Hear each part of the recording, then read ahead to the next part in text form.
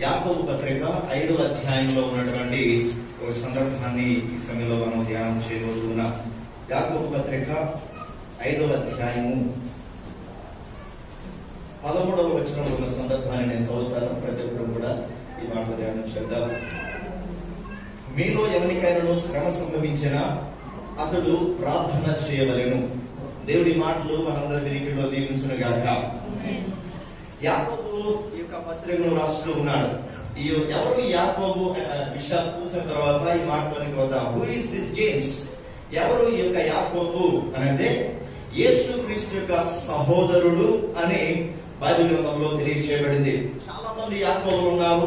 యేసుక్రీస్తు యొక్క 12 మంది శిష్యుల్లో కూడా యాకోబు చూస్తాం. అయితే ఆ యాకోబు కాదు, కానీ ఇక్కడ ఈ పత్రికను రాసినటువంటి యాకోబు ఎవరు అంటే యేసుక్రీస్తు యొక్క ఆ మాటను ఎక్కడ మనం చూస్తామనంటే గలతీ పత్రిక 1వ అధ్యాయం 19వ వచనం చదవండి. గలతీ పత్రిక 1వ అధ్యాయం 19వ వచనంలో ఈ యొక్క యాకోబు ఎవరు అనే విషయాన్ని గురించి పౌలు భక్తుడు ఆ సంఘానికి రాస్తూ ఉన్నాడు. అతనిని తప్ప అపోస్తలులలో మరి ఎవరిని నేను చూడలేదు గాని ప్రభు యొక్క సహోదరుడైన ఎవరండి? ప్రభు యొక్క సహోదరుడైన యాకోబును మాత్రము చూచితిని. యాకోబును మాత్రము చూచితిని. చాలా స్పష్టంగా ఇక్కడ రాయబడినటువంటి మాట, he is the brother of Jesus. ప్రభు యొక్క సహోదరుడైన యాకోబు. పత్రిక అంతా ధ్యానించినట్లయితే గనక చాలా ప్రశ్నలు కనిపిస్తా ఉన్నాయి. there are lot of questions in the book of James. చాలా ప్రశ్నలు, క్వశ్చన్ మార్క్స్ కనిపిస్తా ఉన్నాయి. గమనించారా?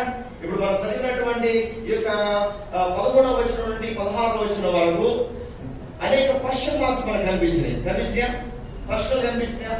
నేను ఇక ప్రశ్నల గురించి ఆలోచిస్తూ యాకోబు పత్రికలో ఇంకా ఎన్ని ప్రశ్నలు ఉన్నాయి అని మొత్తం మరలా నేను మరొకసారి చదివినప్పుడు I have seen there are 22 questions in the book of James.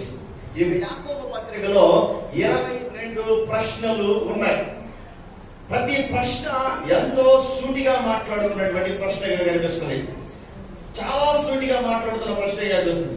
2వ అధ్యాయము ప్రారంభించి 5వ అధ్యాయము ఈ 16వ వచనం వరకు మొత్తం 22 ప్రశ్నలు ఉన్నాయి. కొన్ని ప్రశ్నలు అక్కడ వాటికి జవాబు కూడా తెలియచేయబడ్డాయి. కొన్ని ప్రశ్నలు ఆలోచింపజేసే ప్రశ్నలుగా ఉంటున్నాయి. ఈ రోజు మనందరి జీవితాల్లో ఏదో ఒక ప్రశ్న వస్తూ ఉంటది.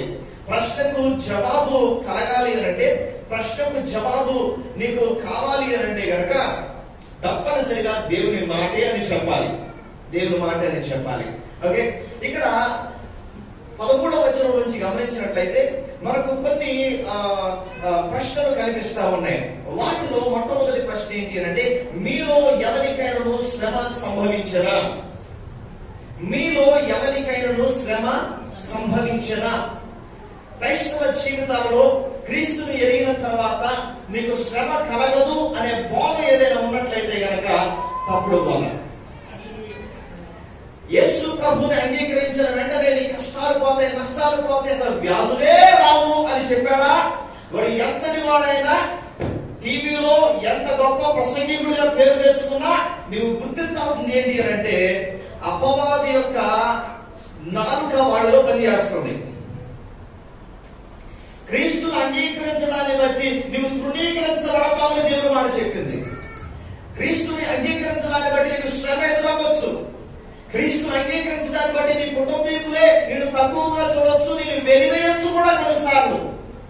క్రీస్తుని అంగీకరించడాన్ని బట్టి క్రైస్తవ మతాన్ని స్వీకరించింది, క్రైస్తవ మతాన్ని స్వీకరించాడు వీడు, కాబట్టి వీడితో మనకు పాలు లేదు, ఈమెతో మనకు పాలు లేదు అని విడిచిపెట్టి శ్రమ పెట్టేవారు ఎప్పుడు కూడా ఉంటూనే ఉంటారు. ఏ సంఘంలో ఒక సహోదరి ఉన్నది, కుటుంబంలో ఆ చెల్లి ఒకటే ప్రభుని అంగీకరించింది. గడిచిన కొన్ని మాసాలుగా ఎంతో స్ట్రగుల్ నుంచి వెళుతూ ఉంది. తన తండ్రి చనిపోయిన కారణాన్ని బట్టి తల్లి క్రీస్తుని విడిచిపెట్టింది.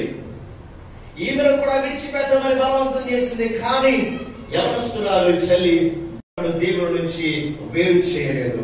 శ్రమ నన్ను దేవుడి నుంచి వేరు చేయలేదు.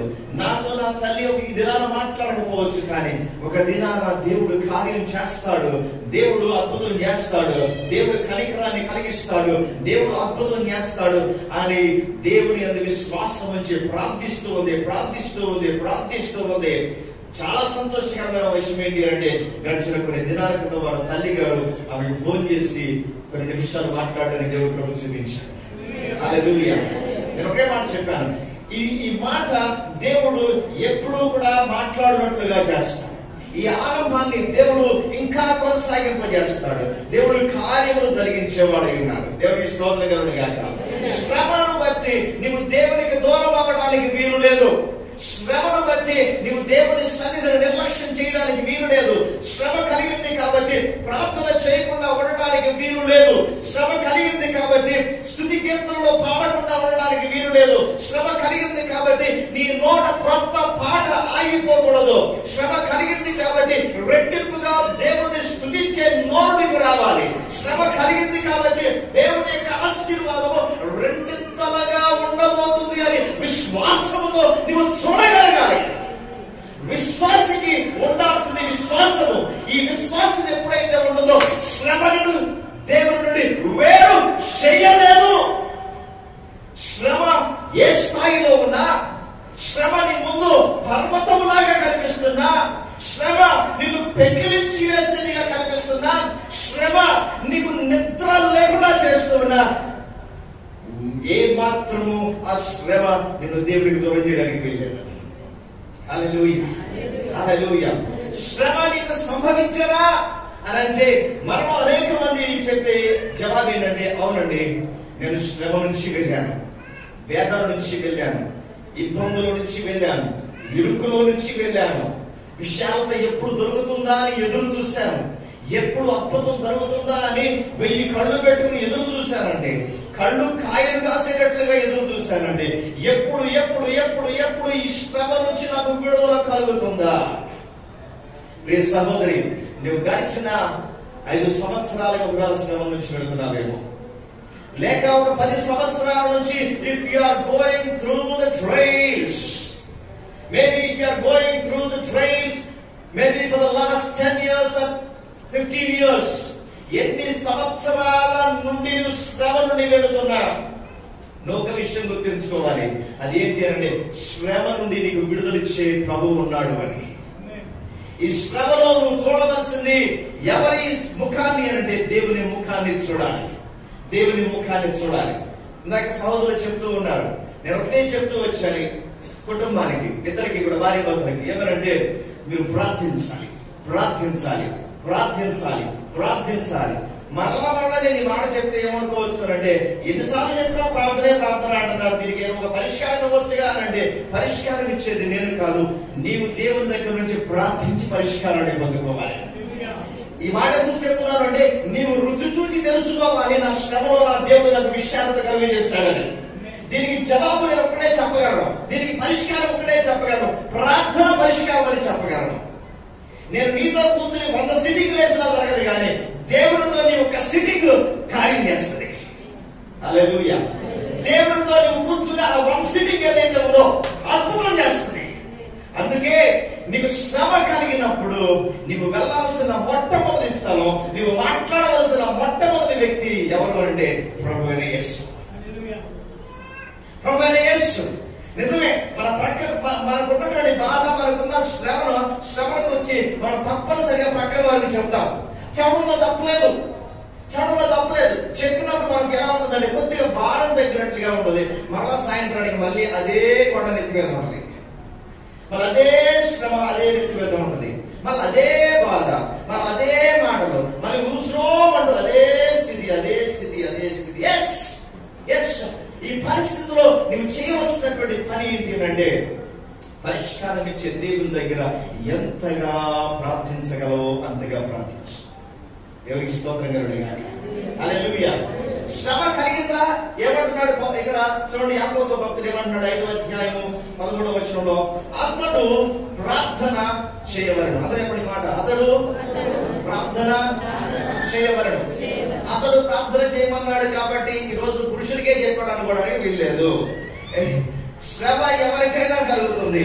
కాబట్టి ప్రతి ఒక్కరూ ప్రార్థించాలి. ఆమేన్. శ్రమ కలిగిందా అతను ప్రార్థన చేయాలి. శ్రమ కలిగిందా ఆమె ప్రార్థించాలి. ఎందుకంటే ఆ శ్రమలో నుండి నీకు విశాలతను కలుగు చేసేవాడు దేవుడు. కాబట్టి దేవునికి స్తోత్రం కలుగుగాక.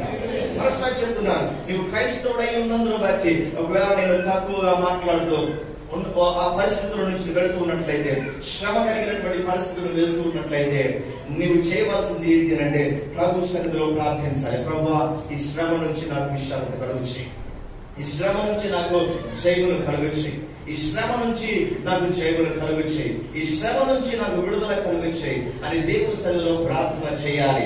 ఇక్కడ ఉన్నటువంటి ఒకే ఒక జవాబు ఏంటి అంటే ప్రార్థన. ప్రార్థన అలా చెప్పండి. ఏంటది?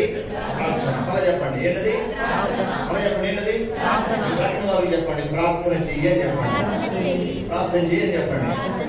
ఓకే, చూడండి, మనం ఏదైనా చేస్తాం కానీ మనం చెయ్యింది ఏదైనా ఉన్నది అని అంటే ఇది.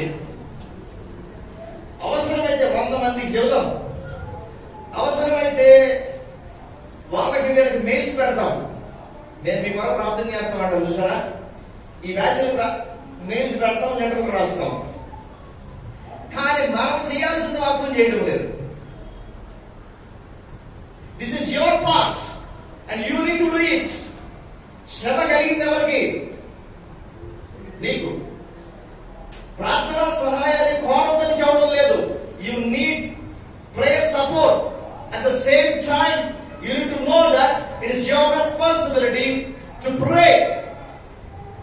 ప్రార్థన సహాయాన్ని కోరొద్దని చెప్పడం లేదు.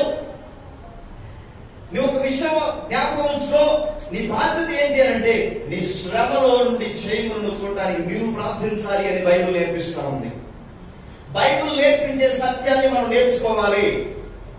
బైబిల్ నేర్పించే సత్యాన్ని మనం నేర్చుకోవాలి. ఈ దినాల్లో మనం గమనించినట్లయితే ఆరాధన ఛానల్లో, శుభార్త ఛానల్లో, రక్షణ ఛానల్లో, ఇక చాలా రకాల ఛానల్స్ వచ్చినాయి కదా. అందరూ కూడా లైవ్ ప్రోగ్రామ్స్ ఇస్తా ఉన్నారు. Praise God. దేవుడు వారికి ఇచ్చినటువంటి ధనాన్ని బట్టి ప్రభువుకు మహిమ కలుగును గాక. అయితే నేనేమంటాను అంటే, ఎప్పుడైతే ఈ లైవ్ ప్రోగ్రామ్స్ ఎక్కువగా ప్రారంభమైనాయో అంతగా వ్యక్తిగతంగా ప్రార్థన చేయడం చల్లారిపోయింది అని అంటారు. నువ్వు నాకు ఫోన్ చేయి, నేను నీకోసం ప్రార్థన చేస్తాను. ఇక వీళ్ళు ఏమనుకుంటారంటే ఆయన ప్రార్థన చేస్తాడని వీళ్ళు మానుకుంటారు. ఈ లైవ్ ప్రేయర్ ప్రోగ్రామ్స్ అన్ని కూడా విశ్వాసులు దేవుని సన్నిధిలో రెట్టింపుగా మోకరించడం తగ్గించేటట్లుగా చేసింది. ప్రార్థన చేయడం మానుకోవద్దు. నీ శ్రమలో నువ్వు దేవుని దగ్గర మోకరించడం మానుకోవద్దు. నీ కన్నీటిని తుడిచేటటువంటి దేవుని దగ్గర నువ్వు కూర్చోవడం మానుకోవద్దు. నీ కన్నీటిని ఆయన తన కవిలో ఉంచుతాడంట. ఆయన తన గుడ్డులో దాచుతూ ఉన్నాడు. అంత గొప్ప అదృష్టాన్ని ఎందుకు పోగొట్టకుండా మోకరించకుండా నువ్వు కాల్చే కన్నీరు ఆయన దగ్గర కనిపిస్తా ఉంది కదా. అంతటి గొప్ప ధన్యతను why will you miss? You need to pray. శ్రమ నీకు కలిగింది కాబట్టి దేవుని సన్నిధిలో అంగలార్చుతూ ప్రార్థించు. అంగలార్చుతూ ప్రార్థించు. ప్రార్థించు. ఎప్పుడు జవాబు జరుగుతుందండి నాకు తెలియదు. నెలకు జరుగుతుందో, 3 మాసాలు జరుగుతుందో, 6 మాసాలు జరుగుతుందో, సంవత్సరం తర్వాత జరుగుతుందో, 2 సంవత్సరాల తర్వాత జరుగుతుందో, 5 సంవత్సరాల తర్వాత జరుగుతుందో నాకు తెలియదు. నీ విశ్వాసములో నుంచి నువ్వు సడలిపోయే లోపుగా నీ దేవుడు కార్యం చేస్తాడని మాత్రం చెప్పలేను. నువ్వు విశ్వాసంలో ఇంకా నా వల్ల కాదు, నేను జారిపోతానేమో అని నువ్వు వెనక అడుగు వేసే సమయానికి దేవుడు నీ జీవితంలో అద్భుతం చేస్తాడు.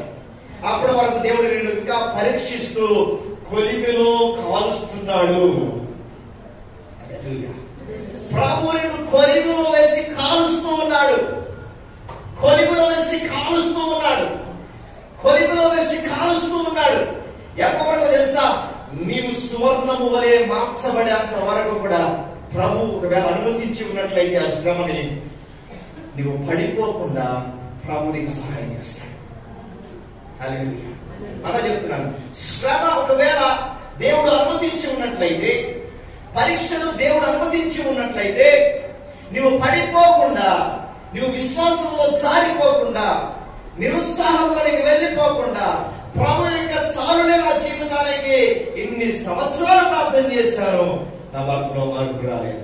ఎన్ని సంవత్సరాలు ప్రార్థన చేశాను, నా భార్యలో మార్పు రాలేదు. ఎన్ని సంవత్సరాలు ప్రార్థన చేశాను, నా బిడల జీవితంలో విడుదల రాలేదు. ఎన్ని సంవత్సరాలు ప్రార్థన చేశాను, ఏమాత్రం మార్పుని కలగలేదు. ఇంకెందుకులే, చాలులే ప్రభు, ఇప్పటి వరకు చేసిన ప్రార్థన చాలు, ఇప్పటి వరకు వెళ్ళిన ఆరాధన చాలు, ఇక నా బతికేదో నేను బతుకుతాను లోకంలో అని అనుకున్న సమయంలో దేవుడు అద్భుతం చేస్తాడు. ఈ మాట నేను ఎవరికి నేను చెప్పడం లేదు. ఒక నిరీక్షణలో నుంచి, ఒక గొప్ప భారములో నుంచి ఇదే సంఘంలో ఉన్నటువంటి ఒక సహోదరుడు దేవుని అద్భుతాన్ని ఆఖరి నిమిషంలో చూసి ప్రభు కొరకు ఇంకా బ్రతుకుతారని పరిపూర్ణమైన నిర్ణయం తీసుకుని దేవునిలో ఉన్నారు. నిలబడతారా?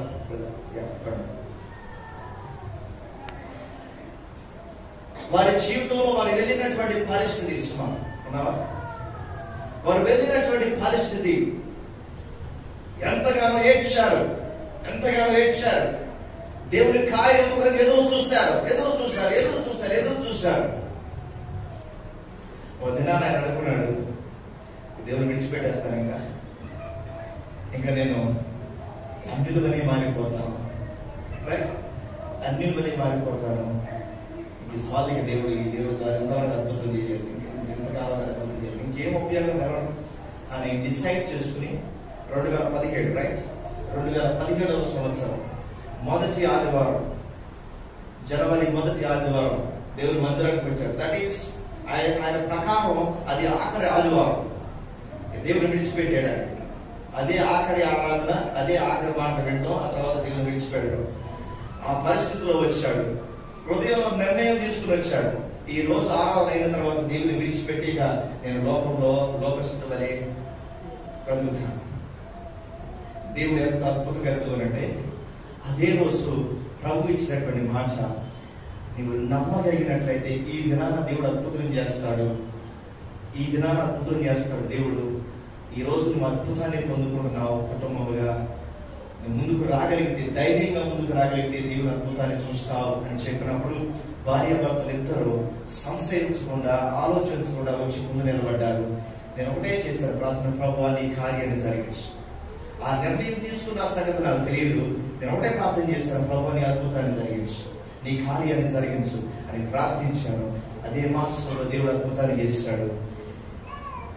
ట్విన్స్ ని దేవుడు మన చేతిలో పెట్టాడు.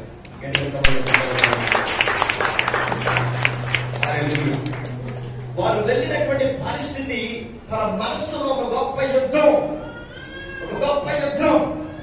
గొప్ప పోరాటం.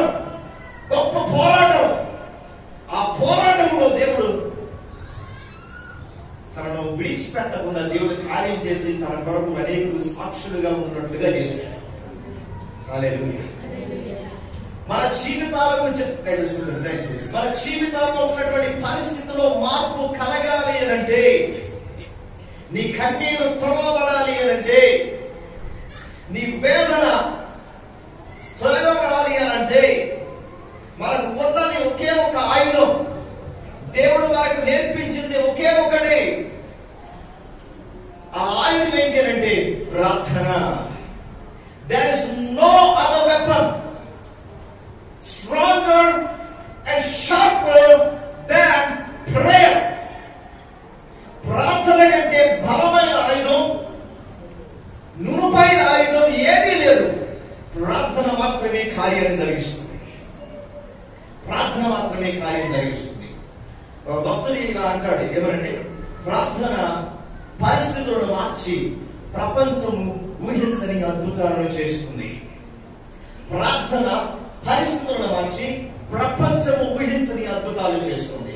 దీన్ని ఇంకో మాటలు చెప్పాలి అంటే, ప్రార్థన పరిస్థితులను మార్చి నీ బ్రతుకు మారదు అన్న వారికి జవాబునిస్తుంది. ప్రార్థన పరిస్థితులను మార్చి నీ బ్రతుకు ఇంతే అని ఎవరైతే డిసైడ్ చేశారో వారికి చెప్తుంది, వీరు ఎవరి సన్నిధిన మోకరించారో ఆ దేవుడు గొప్పవాడు అనే విషయాన్ని తెలియజేస్తుంది. దేవునికి స్తోత్రం కలుగును గాక. హల్లెలూయా. ఈ దినాన నువ్వు ఏ శ్రమతో వచ్చావో నాకు తెలియదు. ఈ రోజు నువ్వు ఎటువంటి స్ట్రగుల్ నుంచి వెళుతున్నావో నాకు తెలియదు. వాట్ ఎవర్ ఇట్ ఈస్, అది ఏమైనప్పటికీ కూడా నేను నీకు చెప్తున్నటువంటి ఒకే ఒక ప్రిన్సిపల్, అది నా మాట కాదు, ప్రభు నేర్పిస్తున్నటువంటి మాట, ప్రార్థన. ఒకసారి చెప్పండి మీ పక్కన వారికి, ప్రార్థన. ఇంకో మాట చెప్పండి, ప్రార్థిస్తూ ఉండు అని చెప్పండి. చెప్పండి, ప్రార్థిస్తూ ఉండు. చెప్పండి, ప్రార్థిస్తూ ఉండు. చెప్పండి, నేను ప్రార్థిస్తూ ఉన్నాను. దేవుని కార్యము చూచేవాడు. హల్లెలూయా. మత్తయి సువార్త 7వ అధ్యాయం 7వ వచనంలో అందరికి తెలిసిన మాట కదా అది. అడుగుడి, వెదకుడి, తట్టుడి. చాలా ఈజీ ఉంది కదా, ఇన్స్టెంట్ కాఫీ లాగా ఉంది కదా. దేవుని అద్భుతం మన కళ్ళ ముందు కనిపించేంత వరకు కూడా మన కాన్సన్ట్రేషన్ దెబ్బతినకుండా ప్రభు వైపు చూడగలిగాలి. ఆమేన్. నువ్వు ప్రభు వైపు చూస్తూ ఉన్నప్పుడు ఈ యొక్క పరిస్థితిలో అనేక సార్లు అపవాది నీ చెవిలో చెప్పే మాట ఏంటో తెలుసా? సాలే ఊరులో ఏం ప్రార్థన చేస్తాం? నిజంగా ఆయన ప్రార్థన వినేవాడైతే కనుక అని అంటాడు కదా, వినడానికి విన్నట్లు నా చెవులు మందం కాలేదు అన్నాడే. ప్రార్థన చేసావుగా, ఏం చేసావు? ప్రార్థన చేసావుగా, మరి విన్నాడా? వినలేదు కదా. మందం కాలేదంటాడు, జవాబీడు. నా చెవులు మందం కాలేదంటాడు, జవాబీడు. నేను వింటున్నానంటాడు, జవాబీడుగా. నేను దగ్గరే ఉన్నానంటున్నాడు, జవాబీడుగా. అన్నీ చెప్తున్నాడే, కానీ నీకు జవాబీయట్లేదు కదా. ఇంకెందుకు ప్రార్థన చేయడం అని పదే నీ చెవులో జోరేలాగా వాడు ఊదుతా ఉంటాడు. వాడి పనేటో తెలుసా? నీ విశ్వాసాన్ని, నీ నిరీక్షను చెదరగొట్టడానికి ప్రయత్నిస్తూ ఉంటాడు. నీ విశ్వాసాన్ని, నీ నిరీక్షను చెదరగొట్టడానికి ప్రయత్నిస్తూ ఉంటాడు. కానీ వాడు ఎంతగా నీ చెవిలో సరుగుతూ ఉన్నాడో, వాడు ఎంతగా నీ చెవులలో ఆ మాటను పదే చెప్తూ ఉన్నాడో, నువ్వు అంతగా దేవుని సన్నిధిలో ప్రార్థన చేయడం ప్రారంభించు. దేవునికి స్తోత్రం కలుగును గాక. హల్లెలూయా.